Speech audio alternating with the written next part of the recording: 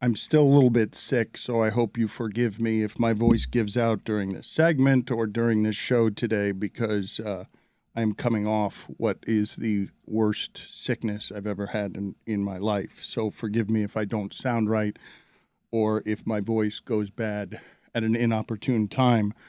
We begin with the story from last night, Damar Hamlin, a safety for the Buffalo Bills. I imagine a lot of us were introduced to last night if you're not necessarily a follower of that team.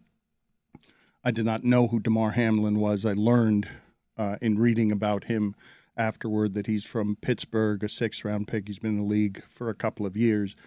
And he had cardiac arrest during the first quarter of the Bills-Bengals game that everybody was watching. And I imagine that we all sank in to a very similar shared discomfort at the horror of what it is that we were witnessing as they awkwardly tried to fill time. And all of us saw a bunch of grown men on the field crying, worried that we had just witnessed someone die on television playing football. He went into cardiac arrest and his heart was revived after CPR. And one can only hope today that his athleticism, his youth carry him through and he can overcome something that left us all, I imagine, in a very similar state of worry that we had just witnessed something that we have not witnessed in sports. We have heard of a Baltimore Orioles pitcher, Steve Beckler, Scott Beckler, dying jogging during spring training. Corey Stringer, a Vikings offensive lineman, during a practice.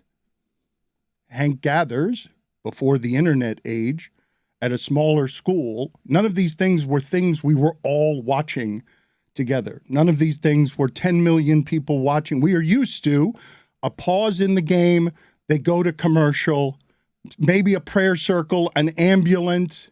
It's been a long time since we saw something that felt like paralysis in that sport. But when you think, Stugotz, of that sport being a collision sport that's dangerous and has its risks, that's not the danger you think of. That's not the risk that you think of. No, it's not. It's until last night, I was not aware. I've been watching football for, 40 years, and I was not aware on what seemed to be, your run-of-the-mill standard football play that I have seen 1,000 times in my life. I was not aware that a player could potentially die because of a blow to a blow to the chest. Now, people are saying he was in the right place for that to happen. You're missing the point. The point is, I don't know if there was an underlying condition or not, but if there wasn't, football is what caused him to nearly die, and that's a big difference. But let's stop for a second, okay, to show compassion and empathy for Hamlin and his family before we get to the speculative parts of this, even though, Stugotz, football has earned whatever doubt you have here. If you did fear this risk as one of the dangers in the sport, my imagination is that that's not what it would have looked like, because Stugotz is correct that hit was happening all over a weekend where we were enjoying the holy hell out of college sports and professional sports. That hit didn't look any different than any other, but it's a collision sport with no weight classes. And we learned last night, you hope he recovers from this, but we learned that, yes, impact to that part of the chest can cause what we saw, which was an otherwise routine hit. Hamlin gets up and then he falls down. And as he falls down, I don't think, Stugotz, any of us watching are thinking cardiac arrest. We're thinking concussion.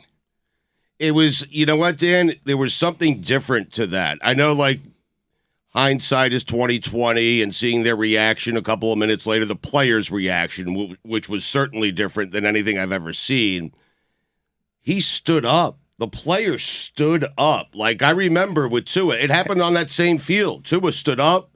He tumbled. It happened down here in Miami as well, where he just couldn't get his bearings and his footing straight. This guy just collapsed. He stood up like he was going to like get in someone's face, and then he just collapsed. And so it just felt different, and it looked different, at least from where I was sitting. And, you know, you have those conversations with your wife, your kids start texting you, because we've never seen that before.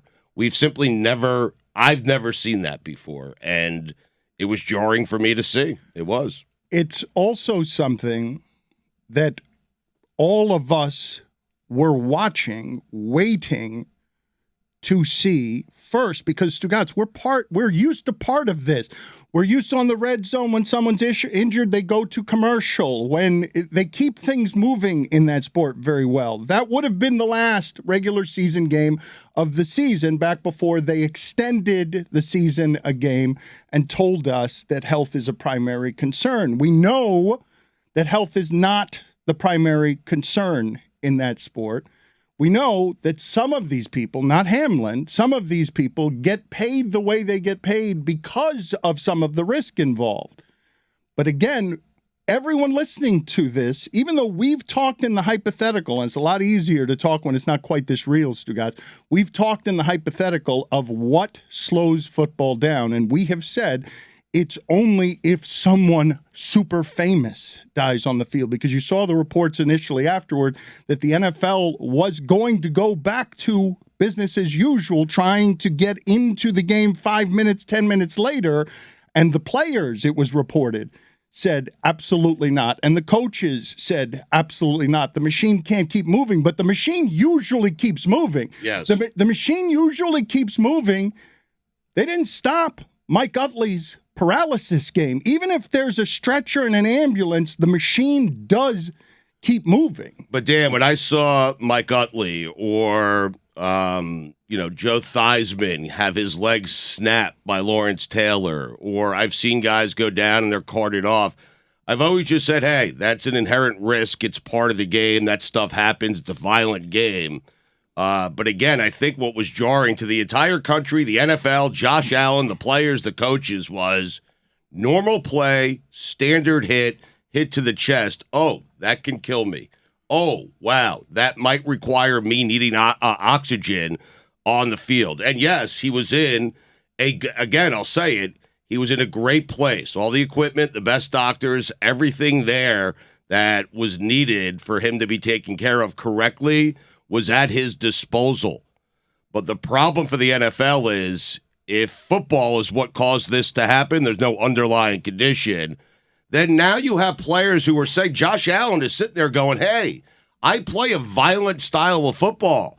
That could happen to me, or I could do that to someone on an opposing team, and that is frightening, I think man. Everybody out there plays a violent style of football. Right. It's inherent to what it is that we're watching. The hospital, they got him to the hospital within 16 minutes. I would say to you, though, Stugotz, as we talk about a collision sport without weight classes, and we talk about the discomfort we all felt while watching. I'm assuming that most people watching are doing what Stugotz is doing today. Did football do this? We've talked to Thomas Jones and Sam Shields recently about not understanding at all, Stugotz, at all, what these human beings go through to play that sport with sleep problems and breathing. And you saw Derek Carr. Derek Carr has to leave his team, cares so much that he cries, and when he's crying, talking about losing, he's saying the pills, the things we have to do to sleep, to keep our bodies right. We don't have any earthly idea. When Jay Glazer is reporting, Tua didn't remember the mistakes that he made the day before. He has no recollection of it, and it alarmed the coaching staff, and they put him in the concussion protocol because they're trying to care about the players, but there is the oxymoron here of you're trying to keep a violent game safe. That isn't a thing that you can do when that's the hit that has the possibility of taking anyone out. But I wanted to talk with the shipping container and the audience about what you were feeling as they now have on ESPN 3 hours of broadcast to fill. And when I see them go to Adam Schefter and Booger McFarland and Susie Kolber, because no one can prepare or expect this, they look broken Booger McFarland looked like he wasn't comfortable in his own skin being on television talking about this. And I really don't feel, Stugotz, that any of us watching consider, you can't love that thing the way you do and watch it the way you do if you consider that that's one of the risks, that we're all going to be watching at the same time, wondering if for 3 hours we just saw somebody die on television.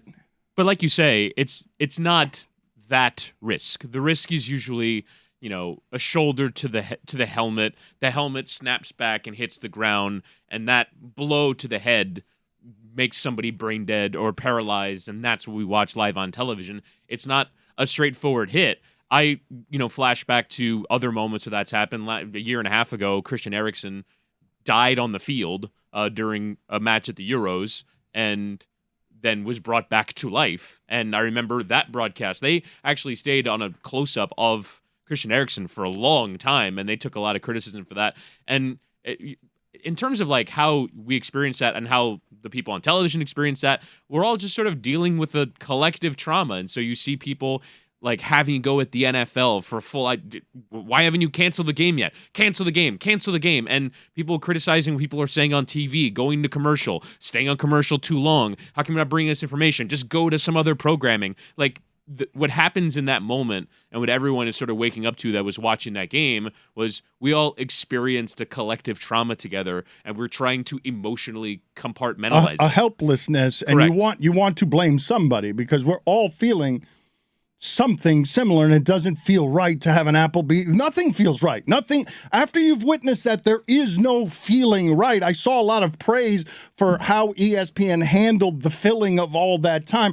I had to turn the television off. I after 15 minutes, once I realized, Stugotz, that the players are on the field crying. They're reporting that this is CPR, that this isn't the accepted risk that we've become somewhat numb to, which is sometimes they go to commercial for 3 minutes with a player on the field, and you don't know his condition, and you don't know how scared everyone is. I don't think many of us have seen a delay of this amount of time where you see the fear escalating. You feel and you can see the fear on the faces of all of these giants. That time period of discomfort was too much for me after 20 minutes. I couldn't keep sinking into that. I had to get away from it. I thought Susie and Booger and Adam Schefter were representative of the entire audience and the players. We were all going through this for the first time. We didn't know how to react. We didn't know what to say. We didn't know what was going on. They didn't know what to say. It's their job to fill time. But I thought they did without a lot of information. Without any information, pretty much. And I thought they did a fairly good job. And I think Schefter really, because Booger's a player and he was clearly affected by it, Schefter being a fan of that sport, I thought did a pretty decent job of capturing what the fans were thinking at home. I thought Scott Van Pelt and Ryan Clark did, and I understand why you would turn it off. I do.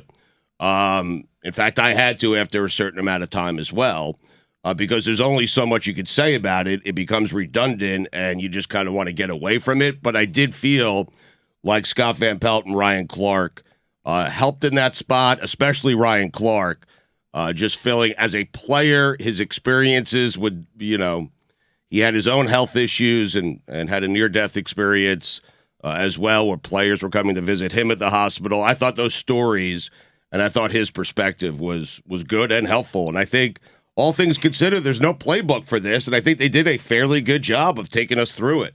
What does the group do with the ethical and emotional conundrum of making the leap that Stugotz or a lot of people are willing to make, even as you say, if there is no underlying condition, making the leap, because football has earned this doubt. I shouldn't say we know how risky it is, because I don't think any of us felt it was that kind of risky, but we know that it's a very dangerous sport. We've had other instances in other sports, and people were bringing this up on social media, where we've seen players collapse on a basketball court. We've seen it in boxing. We've seen it in youth soccer. I have a friend whose daughter passed away on a field because she had a pre-existing heart condition. The sport didn't cause her to die. The pre-existing heart condition caused her to die. In this case, it appears that maybe the sport might have caused someone to nearly die on a football field. What do you do with the ethical and emotional conundrum of loving the sport the way that we do, following it the way that you did on Saturday? Saturday, not Sunday. Saturday with the kids. And I thought about this, Stugotz, because I lose when it comes to the popularity of football. When I see the numbers for Texas-Washington bowl game, and it's outdoing all of the Christmas Day NBA games, coming close to 5 million. When I see Minnesota and Syracuse playing on a Yankee Stadium field that nobody should have been playing on because of the players slipping, and so many players were just leaving the field limping because of how unsafe the field was between, two mediocre football teams. I'm like, what are they doing? Why are we watching this? 3 million people are watching it because of gambling and because it's about the uniforms, and I can bet on things. What do you do with the emotional conundrum and the ethical conundrum as it presents itself last night, and you start asking yourself some of the questions Stugotz is asking himself? Did football do this? Every time someone gets out on a field and people wave to training staff and there's a stretcher, that thought goes through my mind. And I think in a vacuum, it seems kind of callous that when I watch football, I realize that this is always one of those possibilities. When I participate in it, there's always a chance that something bad could happen. But you never think this is the possibility, right? I do think that on a normal play, Mike?